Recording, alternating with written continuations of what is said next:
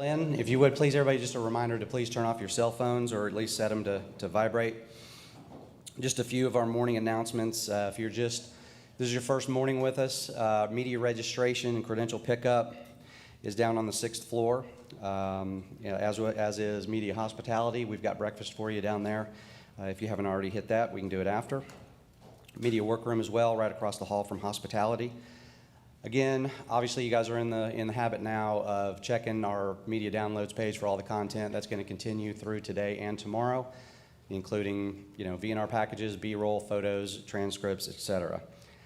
Today's schedule: Ohio State is going to do their walkthrough from 1:30 to 3. Obviously, that's closed to the media. Georgia's walkthrough is going to be from 4 to 5:20, also closed.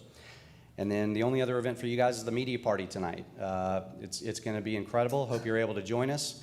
It's at a brand new entertainment venue on the west midtown side of Atlanta called Your Third Spot. It's fantastic. We hope to see you there. Shuttles will start. That's 6 to 9 tonight. Shuttles will start running at 5:45 p.m. and it'll be just a continuous loop service between the hotel and the venue. So I hope you can join us for that. In terms of game day for tomorrow, media will call and the media areas are going to open up at 3 p.m. All right, that's when we'll be ready for you.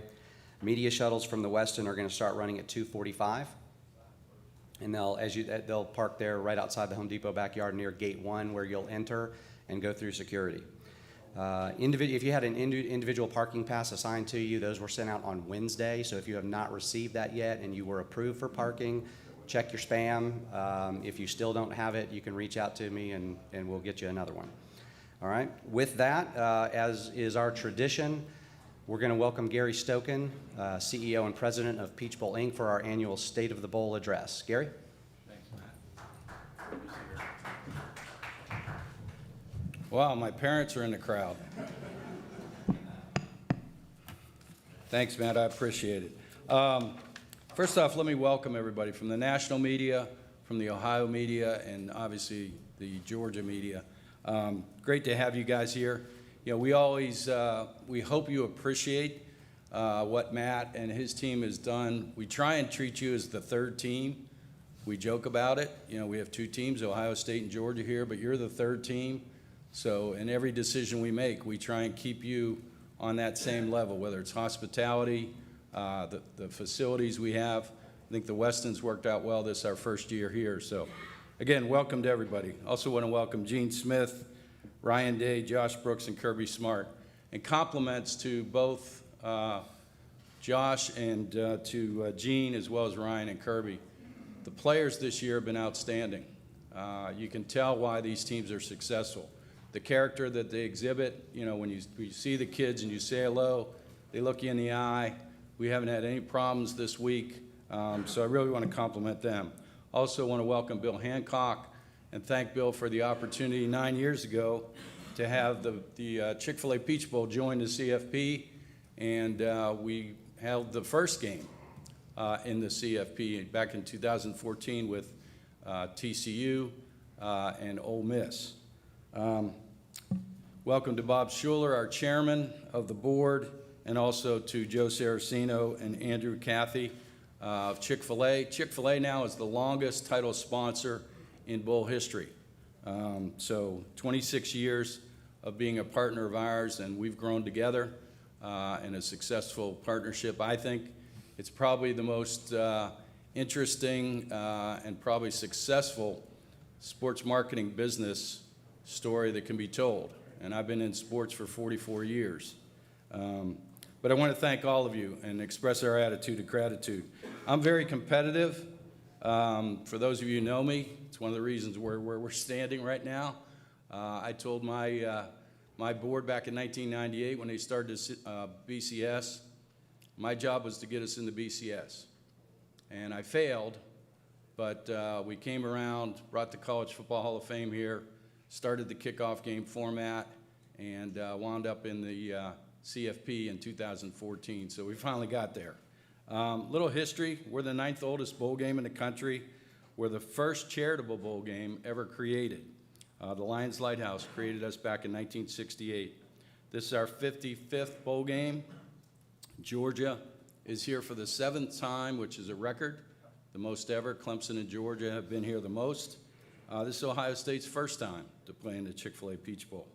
This is the 8th year of the College Football Hall of Fame, which we brought here to Atlanta, put $13 million in it to build it, sustain it.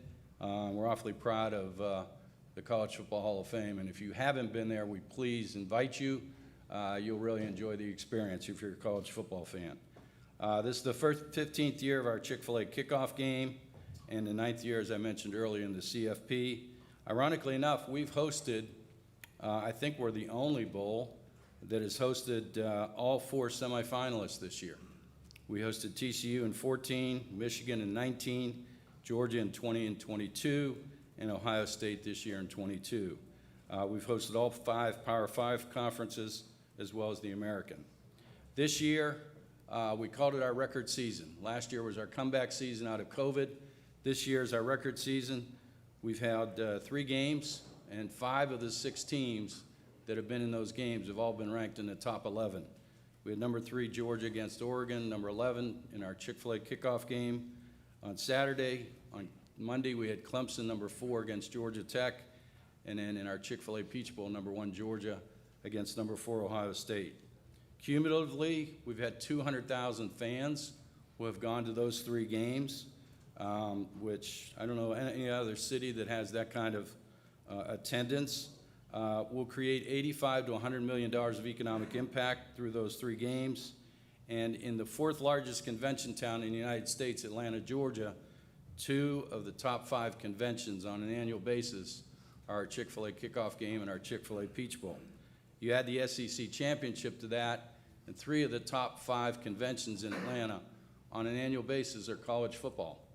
That's how important college football is to the city of Atlanta. As I mentioned, we're the most charitable bowl organization in the country by far. We've given $61 million back to charity since 2002. This year alone, we'll give $6.1 million to charity. Some of that has gone to children's health care, $22 million of that, to eradicate childhood cancer.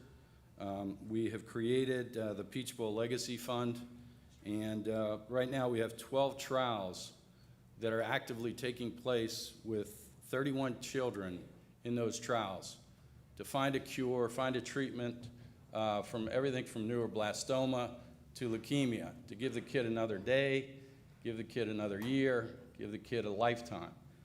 So that's awfully important to us. Those patients are in 5 different hospitals around the country. By 2025, the plan is to have 100 patients and 10 hospitals involved in that process. And you know, it's difficult when you're talking about childhood cancer. All these trials have to be tested in animals, then tested in adults because of the toxicity levels, and then finally you can test them in children.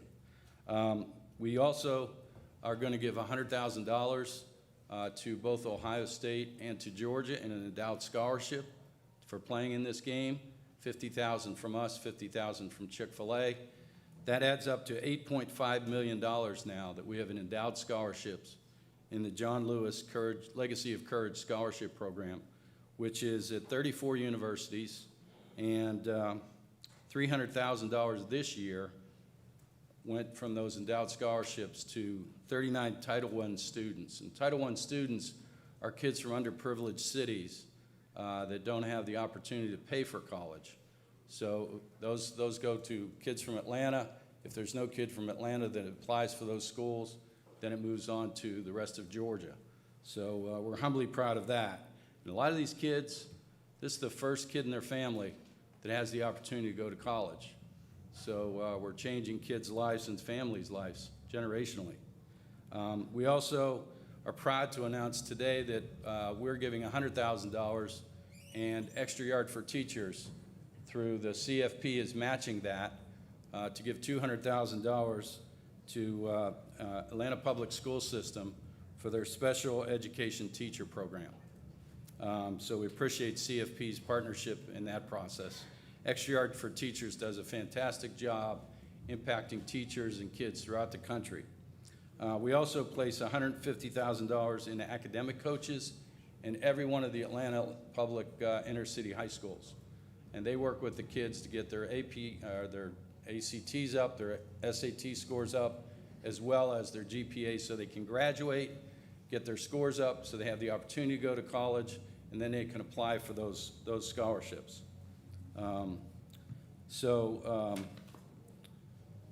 The last thing, we do commit $250,000 to Lions Lighthouse and Lions Club International. They founded us, and we're very happy and humbly proud to give back to them. They do eye screening with elementary school kids, where these kids don't have insurance, eye insurance, we just tested an elementary school in Atlanta inner city. There were 50 kids, and 28 of the kids needed to see an optometrist. So we go on and get them glasses, and they all of a sudden turn into a different kid because they can see better.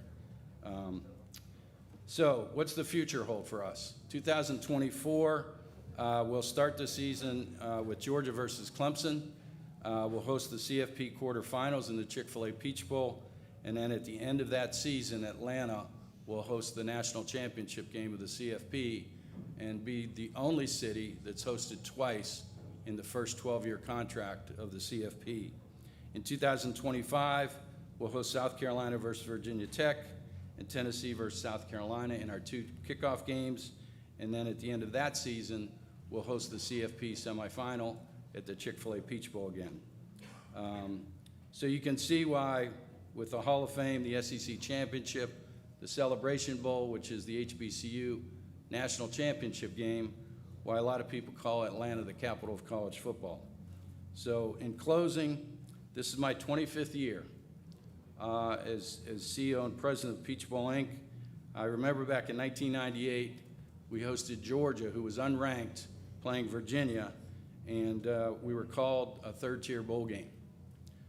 So it's very rewarding, and I want to congratulate our staff, which is the best in the business, the best volunteers in the bowl business, the best board. We have the best venue, the best city and state to do this, the best title partner, and the best fans who consistently sell us out. We now have sold 22 of 25 games for sellouts. So hosting the #1 in the country, Georgia, 25 years later from that 1998 when we were called a third-tier bowl game is awfully rewarding to all of us. So with that, I'll wish you a Happy New Year and hope that all of you enjoy the journey. Thank you.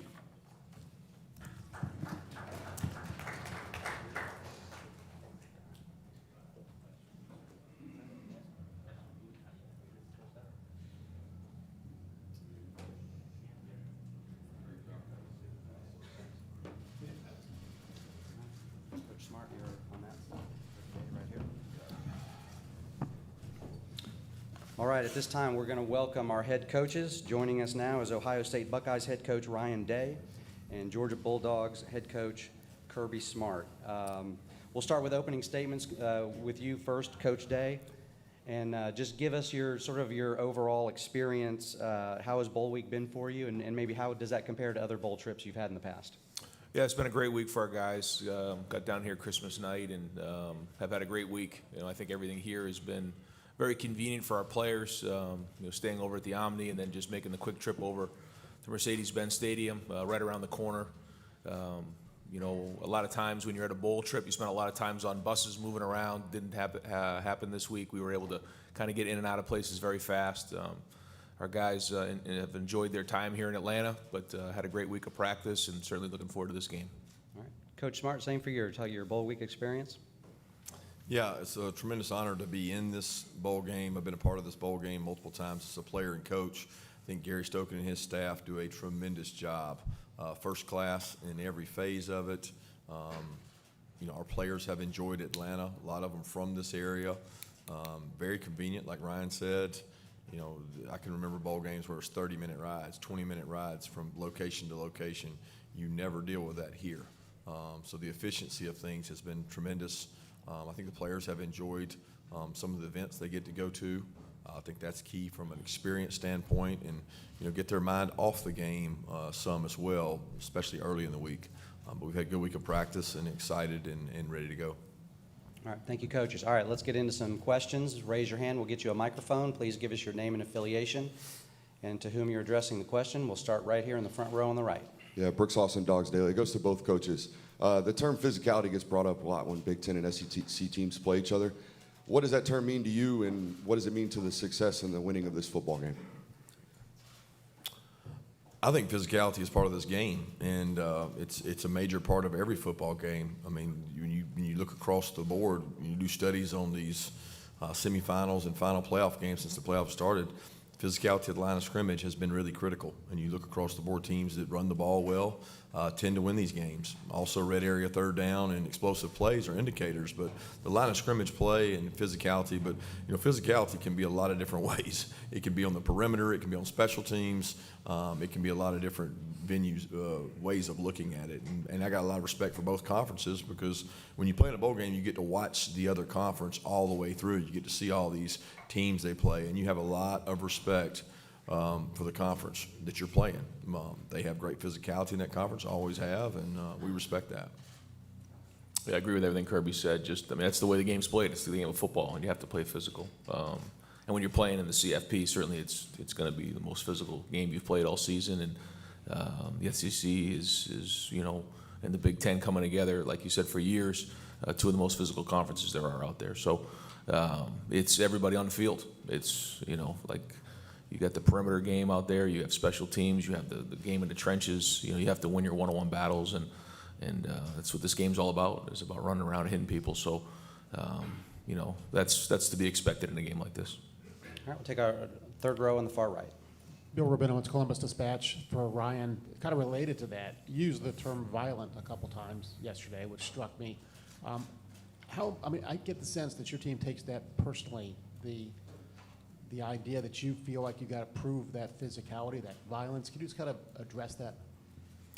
Well, again, playing in the CFP, you're going to be playing football at the highest level, and this is going to be an unbelievable environment and electric atmosphere, and playing a Mercedes-Benz, and again, playing in the CFP, it's going to be that type of atmosphere. Our guys know that and understand that, and that's what you're going to get in a game like this. So, our guys have been practicing that way and preparing that way so that we can play our best football. But we know that that's the type of game it's going to be. All right, next question, halfway back on the right side. Yeah, Austin Ward, Rivals and 97.1 The Fan. Ryan, I know that you don't necessarily consume a lot of Ohio State media, but did you make an exception for Paris's story, and what did you think of it? Paris Johnson is just a tremendous young man, and I did read his letter. I think that's why we get into coaching. I think in today's day and age, there's a lot of things that happen. There's a lot that goes into it, but to spend time recruiting Paris during that, like he said in his letter, Urban started recruiting him, and then I came in and kind of took it over, and then Paris, and his mom went on that whole journey to go, see a lot of different schools, but ended up back at Ohio State. And then to see his growth, what he's done on the field, off the field, his impact at Ohio State has been tremendous. And that's the reason you get into coaching, is to have an impact on young people, and winning just allows you an opportunity to do that more and more. And, proud of him, and I thought it was well written. All right, next right here in the front row on the right. Evan Kroll, Dogs Daily. This question goes for both coaches. These two programs have a lot of history, and they are often in the same circles, recruit the same caliber of players annually in the top 5, but haven't matched up in a while. What does it mean to both of you to finally be able to step in between the lines and have these programs face off against each other? All right, Coach Smart, with you, please. Well, I'm excited for our kids and our opportunity. The two brands of both programs speak for themselves. I think everybody in the country knows the kind of football they've played and we've played here recently, and it's really about them. It's not about us as coaches. It's about the opportunity for the players to go out and play in what's going to be an incredible environment, and that's what you choose to go to Ohio State or Georgia for, is to play in games like this. So I'm excited and happy for them. And I have so much respect for what Kirby's done and what he's built, and winning the national championship last year, and certainly his team's played unbelievable this season. So, when you look at the beginning of the year, you say to yourself, okay, where are we going to see ourselves in December? And this is the exact situation we saw ourselves in, and we knew that Georgia would be right here, and they do an unbelievable job of recruiting and coaching and playing. So, here we are. All right, next question, all the way back on the left side, please. Yes, Dom Taberry, WBNS TV in Columbus. For both coaches, beginning with you, Coach Day, what concerns you the most with the Georgia defense? On the other side, Coach Smart, what concerns you the most with Ohio State's offense? Yeah, anytime you get to this level of football, you're going to be playing against complete teams, and Georgia's defense is complete. They have really good players in the back end, very, very talented, highly recruited, and been developed at a high level with tremendous scheme. And then when you go into the front, athletic linebacker who's in run sideline to sideline, and their front is powerful. So, you see the statistics, you see the way they played all year. So they're a complete defense. But, when you get to this level of the CFP, that's what you're going to get, and that's the biggest challenge. So, we have to execute at a high level. All right, next one was over here. Okay, yep, there we go, back here. Yeah, Clay Hall, ABC 6, Fox 28, Football Fever in Columbus. To both coaches, could you talk about the standards and expectations of your respective programs and how you've adjusted to the pressure that's involved with that task? Yeah, there's always been pressure, so I don't know that there's an adjustment to pressure. There's just as much pressure from year 1 to year 7. The expectations don't change. We embrace that. The standards that are created through the players that play there, and we've had a really good leadership kind of over the last 6-7 years, and they've created a standard for the younger players to emulate. And that's going on now. I talk every day to our guys about, if you're a freshman or sophomore, find the guy you think works hardest and does it the right way and emulate him, and this success will continue. There's no entitlement, and you work really hard at what you do, but the standard doesn't change. Players change, and each year maybe your identity changes, but the standard doesn't change. All right, next right here. Yeah, same thing. I mean, the expectations at Ohio State and Georgia are the highest level, and we embrace that. Our players embrace that. That's why you come to Ohio State, is to be in situations like this and playing games like this and go compete for a national championship. So we talk about that in recruiting. We identify those who look to achieve that and want to be elite, and then like Kirby said, in your team, you build that culture of, passing down a legacy to the younger guys so that continues, and that's been going on here for a long time at Ohio State. Okay, third row on the right. Mark Weiser, Athens Banner Herald. Kirby, we saw you and your players doing yoga at the end of practice yesterday. Is that part of your typical game week, and what do you see as the benefit of it? Yeah, we've done that every Thursday the entire season, and we didn't want to change that tradition. The players have embraced it. We've cut practice on Thursday throughout the year to go down on their GPS numbers, and so Caroline Ward, who her husband's one of our physicians, team physicians, she does the yoga, and the players really like it. It makes them feel better, a little more refreshed. So I think it's important recovery standpoint. All right, over here, fourth row on the right. Joey Kaufman, Columbus Dispatch. Ryan, we saw Mayan back at practice yesterday, and he wasn't feeling well early in the week. How's he look? How's he feeling the day before the game? Yeah, back to practice yesterday, so he'll be ready to go. Here we go. Hey, Allison Mastrangelo, WSB in Atlanta. Kirby, we keep talking about how some of your guys have been here before. So what have you seen from the guys that have kind of been through this playoff run? And maybe we've noticed maybe leadership, characters that you've seen from them this week. Yeah, I think the guys that came into this season as leaders that had played quite a bit, they've been that way throughout. I don't know that it's been any different for the 28 days since our last game. They certainly have a lot of experience, but I don't know that there's an Ohio State player or a Georgia player right now that doesn't have experience that's played in 12 or 13 games. The season is your experience. And coming into this season against Oregon, I would have said we were an inexperienced team, but we have experience now, and so do they. So you draw on those experiences of playing your interconference rivals, and we both teams have done that. All right. Third row on the left here. Doug Lesmerises, Cleveland.com for Ryan. I know you're focused on your game, but there's two Big Ten teams playing in semifinals. That idea What have you seen from the Big Ten in your time as a head coach in terms of the overall level of play? And what do you think it means for the Big Ten to have both Ohio State and Michigan in semifinals this year? Well, I think it's very important for the conference to have two teams in the CFP. I think the level of play in the Big Ten has improved, over my time as the head coach. Week in and week out, you have to bring it. And the challenge is that you play 9 conference games in the Big Ten. So, there's very good coaches, very good players, the very physical conference. And so, you have to be able to sustain throughout November because of the 9 conference games. And for some teams, they play a non-conference. That's really 10 conference games that you play. And with the physicality of the conference, I think it's deserving to have 2 teams in the CFP.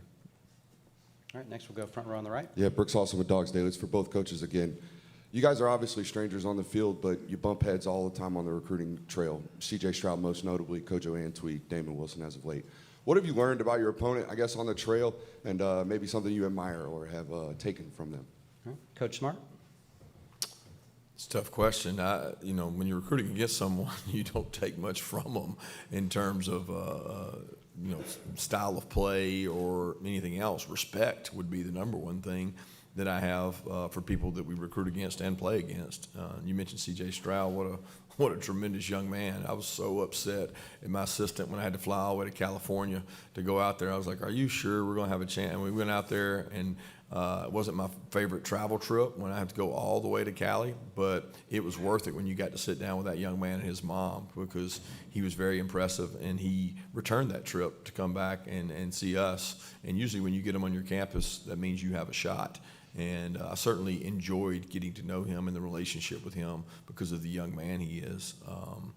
But as far as what you learned about the other team and other programs through recruiting, I don't think there's a lot there. All right. Coach Day? I would just say I think Kirby and his staff do a great job of working at it.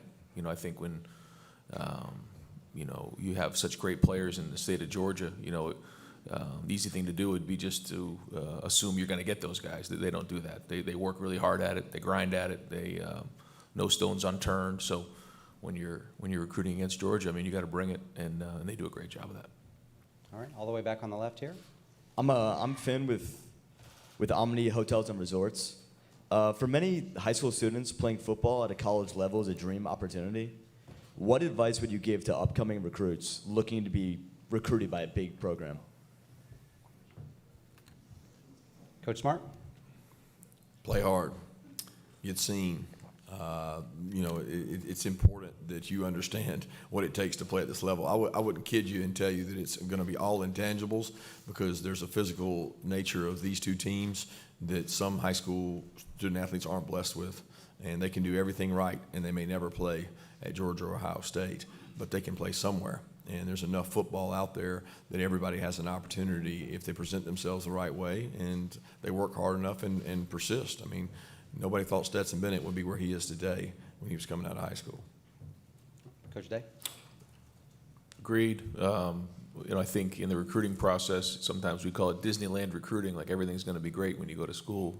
The truth is there's twists and turns along the way, and everybody has their own journey, so that a big part of going through the process of college is working through adversity and tough times. And so I think a big part of going through the process is choosing a school that's going to develop you at a high level in all areas of your life. Certainly there's the football part of it, and that's a big part of the experience, but there's a lot more to it than that. So new changes and a lot of things going on, but focus on the things that matter, I think, is critical.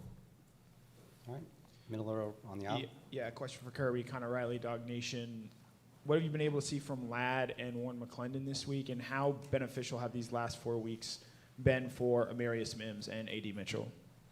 They've been great for those two guys. Amarius has gotten to play a ton this year, so he's been a rotational player, and mainly for the reason that if you lost somebody, he could go in and play. If you remember, Jamari had this situation some last year at the end of the year and even in the championship game where he had to move positions and play with some injuries and do some things to help us out. So, and we're still hopeful to get Ladd and Warren back. All right, next question right here on the far right. Coach Kirby, Caleb Spinner, Scarlet and Gray Sports Radio, and Buckeyes Now. You were neck and neck in recruiting C.J. Stroud. What attributes did you see in him, and what does he share with Stetson Bennett? Well, he's a tremendous leader, and I think when you play that position, you better be a leader. And he's very quiet then, very humble, but very talented. And he has great vision down the field. He has great athleticism to take off and run, and that's something he and Stetson both share. They had two different kind of paths. CJ was highly recruited.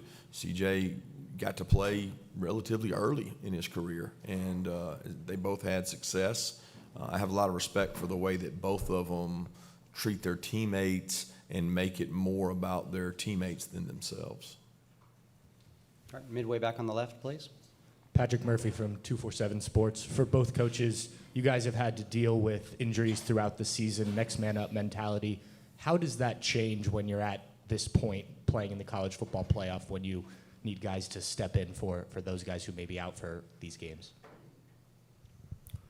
Yeah, I don't think it changes. When you're into this part of the season, you certainly have a month to get some guys healed up, but that's college football. You can't pick up somebody on waivers. You got to develop young players and bring them along, and this time has been great because bowl practice is very similar to spring practice, where you can get young players a lot of reps and a lot of good work. So you continually use this time, the spring practice, the preseason, to build your depth so that when you need to fill a guy, or fill a spot. In your profession, you've had teams get, you think remuneration that players should be looking at maybe down in the future for playing in these games, sharing in basically the wealth, or whatever you want to call it, a bonus, whatever you want to call it. I would think you were probably both before it. What do you think would be a fair number? I don't think you can put a number on that. I don't think it's fair for me to sit here and assess that number without studies and values. I do think the NIL opportunities that our players have gotten have been tremendous for them in terms of creating a lot of opportunity for themselves and a chance to help their families. I think the CFP does a tremendous job, who gives a really handsome check to the families to travel to these locations that are tremendously hard to get to. And you're talking about 2-night minimums, and you're talking about New Year's Eve. And those are things that I know when I was a player, the parents weren't afforded. So it's come quite a ways, but to put a number on that, I'd be remiss to try to answer that right now. Coach Day? Yeah, same thing. To try to wrap my mind around how much that is or what that should be. I mean, I do think there should be something for them, for sure. And I do think what they're doing now is great. But I know moving down the road, there should be more. It's just, how can I possibly say a number? I wouldn't be speaking ignorantly. All right, left side on the aisle, please. Allison Mastrangelo, WSB in Atlanta. This is for both coaches. What does the eve of the semifinal game look like for both teams? Besides the walkthroughs, what are you guys doing together to get ready for the game? Coach Day, start with you. We'll keep our routine the same. We've tried to keep this week like a game week and less like a bowl week. So, like you said, we have our walkthroughs, we have our meetings, we have our night together on Friday. We call it Best Fridays in football, and it'll be a long day, getting ready for this game, an 8 o'clock kickoff. So, we try to do the best we can to keep the routine the same, and that's meetings, walk through over at the stadium, and then we come together for dinner, movies, watch some football, and then get to bed. Yeah, very similar. We keep the same routine. We keep it home and treat it like a road game in terms of we would be arriving today. We want them to have a mindset of they arrive today. That's one of the hardest things psychologically to prepare your team for, from being in the same place for 6-7 days, sometimes in the same room. So psychologically, we try to do some things to help with that, and then we treat it like we arrived, we go do a walkthrough, we do a movie, and prepare for a big day tomorrow. All right, over here on the left. Yes, Dom Taberry, WBNS TV. Coach Smart, what is your biggest concern with the Ohio State offense, and is this the best offense your defense will face today?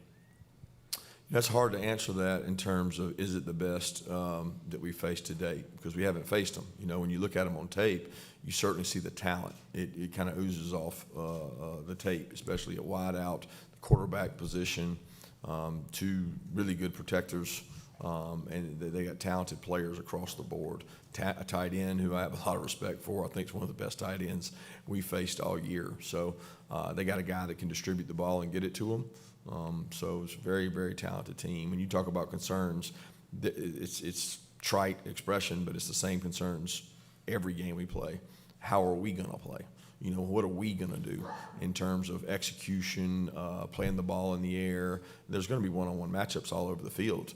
You got to win those one-on-one matchups. And when you're playing Ohio State, you got to be disruptive. You know, you got to affect the quarterback some kind of way. Because if you don't, he's very accurate. He's a very accurate passer that knows where he's going with the ball. And when you give him free access with a quarterback like that, they can wear you out. So, but most games come down to the same thing: turnovers, explosive, red area, third downs. I mean, it's what the greatest indicators are of winning.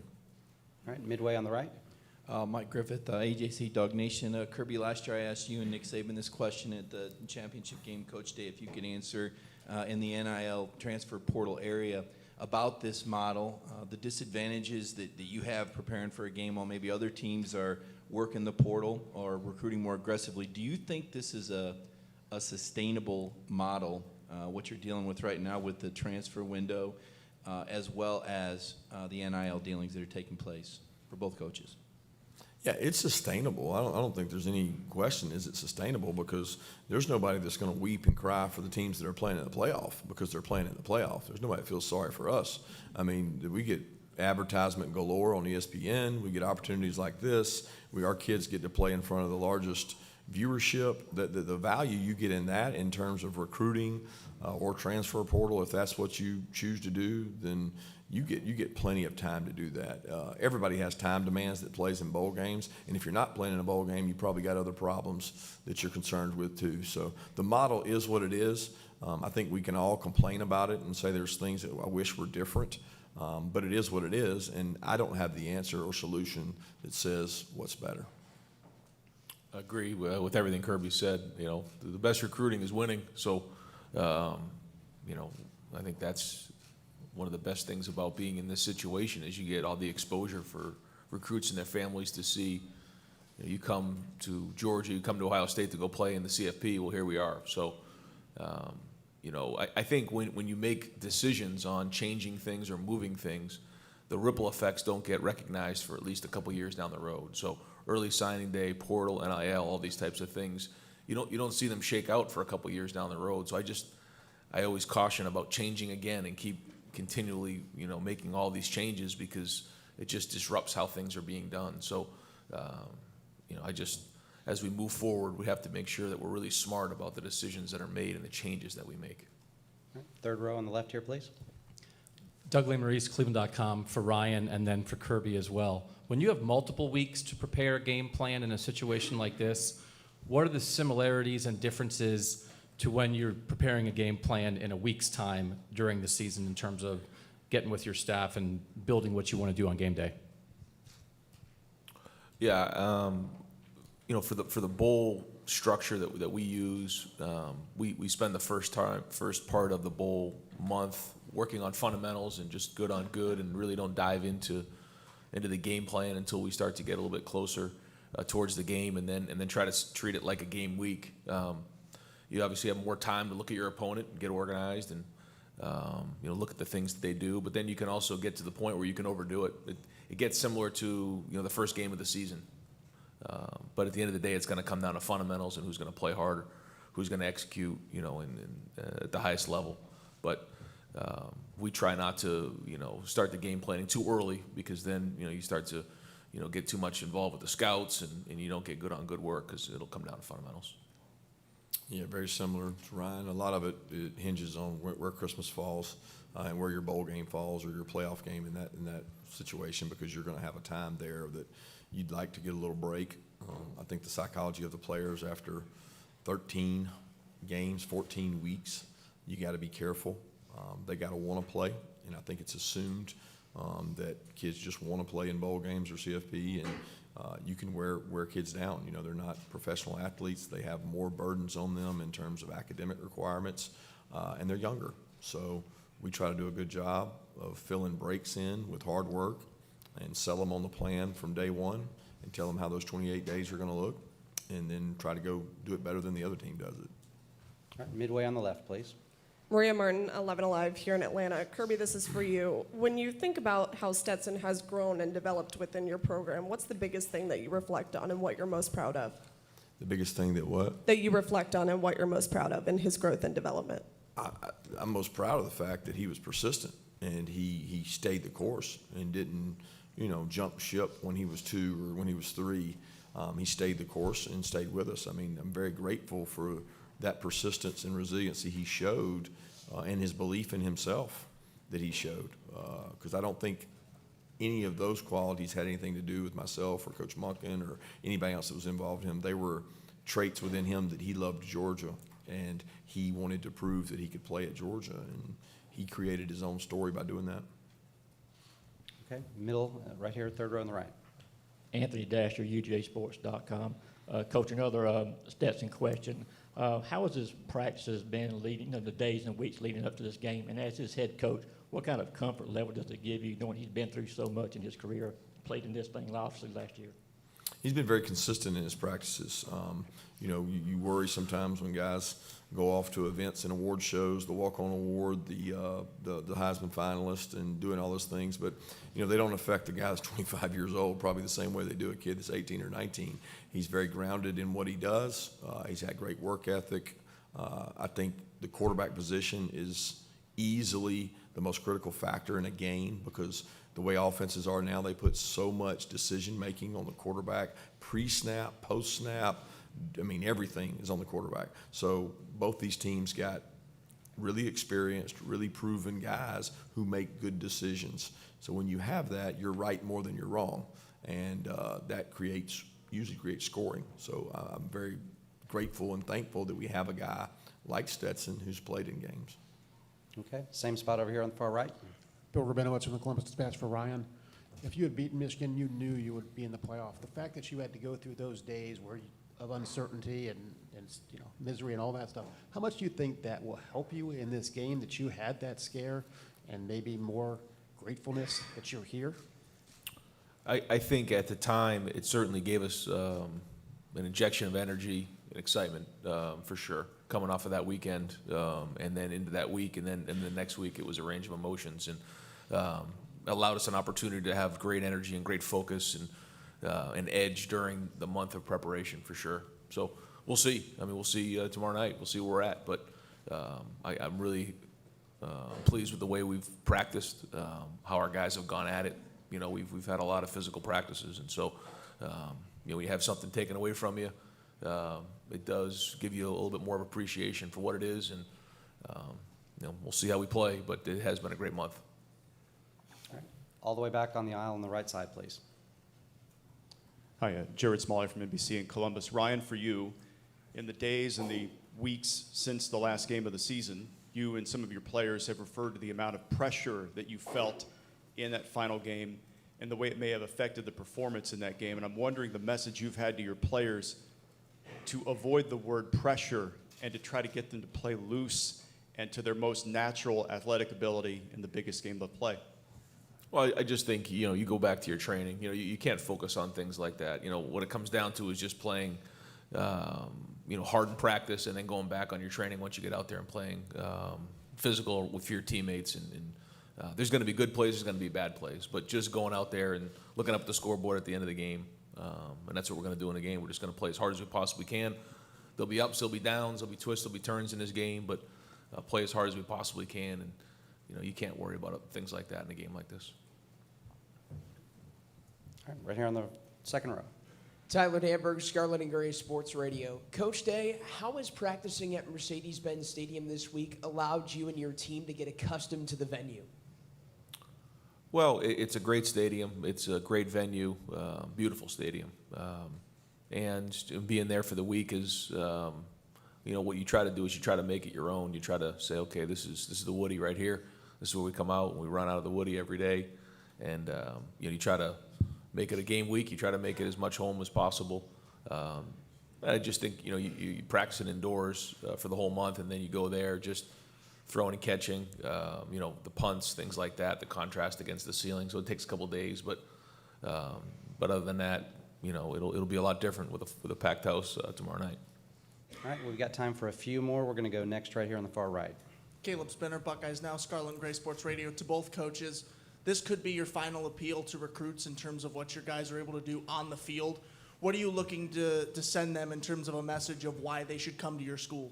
All right. Coach Smart, start with you, please. I don't really think of it as a recruiting appeal. I think of it as a service to the kids who are with us.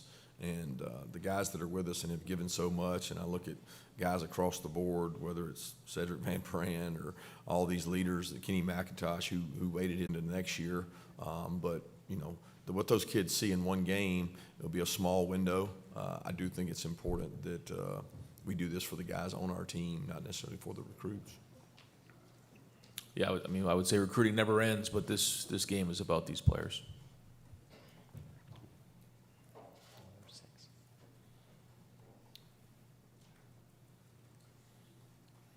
One more.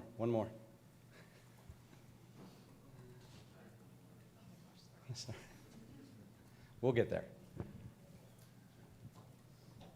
Ryan, Nathan Baird from Cleveland.com. For Ryan, just you talked about that, ending the season the way you did, getting to now. Anything that you learned about this team through that process, or any individuals that sort of revealed themselves as being different, or having a new leadership qualities that helped you push to this point? Well, I think you know who the leaders are, and who the guys are that we turn to. And I think those guys have done a great job. They've had a voice. I won't point one or two guys out because we got a great group of guys. And again, at this point, there's not much more to talk about. We've had a great month. The guys have done a really good job, and so now it's time to go play the game. All right, time for maybe one or two more. Where are we going next? Next question? All right, over here on the far left on the aisle. Rob Mickle, Big Ten Network. Coach Smart, when you look at the Ohio State wide receivers, what do you see from Marvin Harrison Jr. and the talent and the depth of that group? Elite ball skills, playmaking ability. Those guys grew up under a system of wideouts that were just tremendous. And you look at it and say, if I get to play behind some of the guys they've had, the training they've had, who they've been able to watch. And across the board, they've got size, physicality, ball skills, vertical speed, all the qualities you want in wideouts. They recruit wideouts at a high level, and you see why when you see the guys they're playing with now. All right, we'll take our final question midway back on the right, please. Yep. Bill Troche of Sporting News. This is for Kirby. After you guys won the national championship last year, did you reach out to any other coaches, maybe even in different sports, who had won a championship, and then ask them their approach to the following season, like how they approached it, that type of thing? No, we have a couple in-house sports psychologists that we talked about how the mighty fall, and some business structures, the blockbuster model, and some different models where ego got the best of organizations in the business world, the corporate world, but didn't reach out to many coaches. I had experiences at Alabama, and I knew the kind of year it would be. It's always a little tougher to bring everybody back to home base. It was much easier for us this year because we had so many players leave, and we had a hungrier young team. All right, gentlemen, we'll wrap it up there. We will do a quick photo opportunity. If you guys could just stand up here behind the trophy, Gary.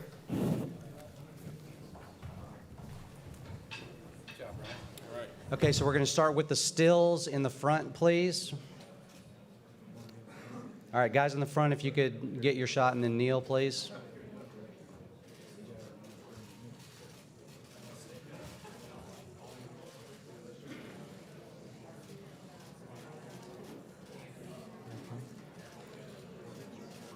All right, Gary, well, let's get the coaches now by themselves.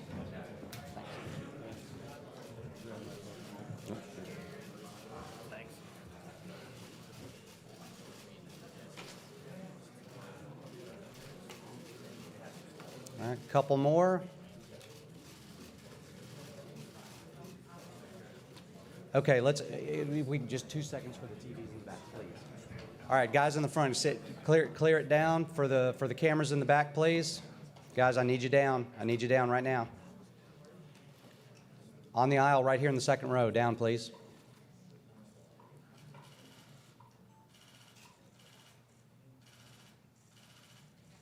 All right, that'll do it. Thank you very much, gentlemen.